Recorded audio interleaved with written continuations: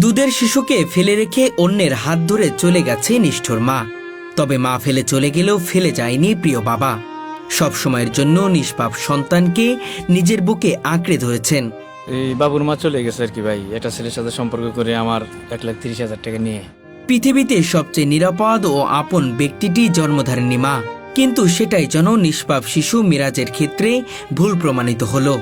আমরা পুরুষরা অতি বিশ্বাস তো করি তো মহিলারকে, কারণ মা জাত না, তো বিশ্বাসের উপর সে আমার কাছে একটা মোবাইল দাবি করছে। আমি একটা মোবাইল নিয়েও দিছি 27,000 টাকা দিয়ে। আমি অটো চালাই কয় টাকা পাই ভাই? আমি মোবাইলও কিনে দিছি 27,500 টাকা দিয়ে একটা মোবাইল কিনে দিছি। মোবাইল কিনে দেওয়ার 15 দিন পর পরেই বাসায় যেয়ে দেখি যে আমার সন্তানও নাই, আমার পরিবারও নাই। যে ঘরের দরজা আমার সবসময় থাকে চাপানো কিংবা ঘরের দরজা লাগানো থাকে, সেই ঘরের দরজা এখন পুরো ফাঁকা। ঘরের দিকে তাকায় দেখলাম যে কোনো জামা কাপড় একটাও নেই। ফট করে আমার মনটা বেঁচে গেল কামড় খাওয়ার পরে আমি কি করলাম, তোষক জাগাইলাম। তোষক জায়গায় টাকাটা দেখলাম যে টাকাও নাই। সন্তানদের বাবারা ফেলে চলে গেলেও কখনো ফেলে যায় না মা, আমরা এমনটাই শুনেই বড় হই। কিন্তু বাস্তবতা কখনো কখনো এতটাই নির্মম হয় যে সেই বিশ্বাসকেও ভেঙে চুরমার হয়ে যায়।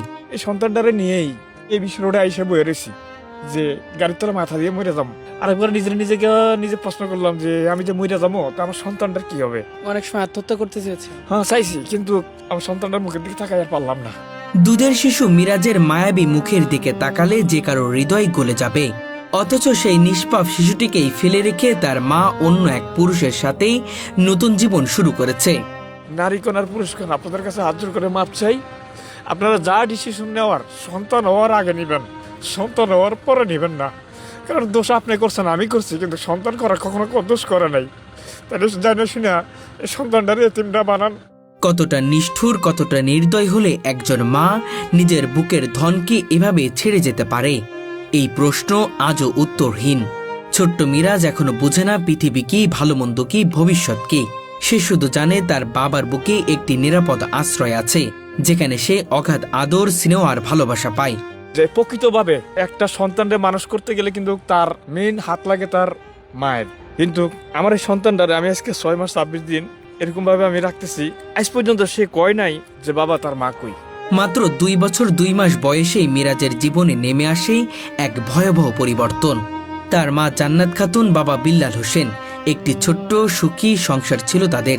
অটো চালিয়ে কষ্ট করে সংসার চালালেও ভালোবাসার কোনো অভাব ছিল না। সে আমার একটাই উত্তর দিল যে তুমি আমার ব্যাপারে নিশ্চিত থাকো, এমন কোনো কাজ করবো না আমি যে তোমাদের থেকে আমার দূরে যাইতে হয়। তারপর লাস্টে আমি ভাই অন্ধবিশ্বাসে আমি ঘরে পরিবারে রাখছি, চলতে আসি, ফিরতে আসি, কামাই রুজি করতে আসি। তার 10 টাকা 20 টাকা যাই কামাই হয় আমি তার হাতে এনে দিই। আমার যদি একটা সিগারেট খাওয়ার যদি